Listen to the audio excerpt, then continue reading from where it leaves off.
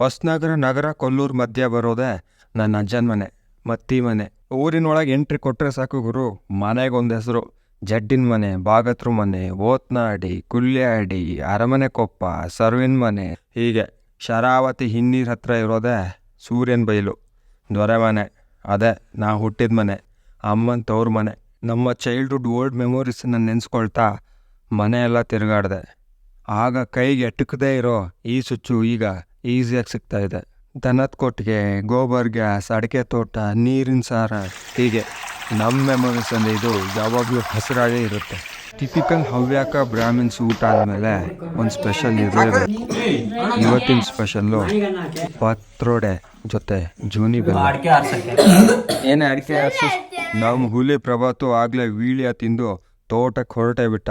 ನಾವು ನಮ್ಮೂರ್ ಕಡೆ ಪ್ರಯಾಣ ಬೆಳೆಸೇ ಬಿಟ್ವಿ. ಇನ್ನೊಂದು ವಿಡಿಯೋ ಜೊತೆ ಸಿಗೋಣ. ಅಲ್ಲಿವರೆಗೂ ಟೇಕ್ ಕೇರ್.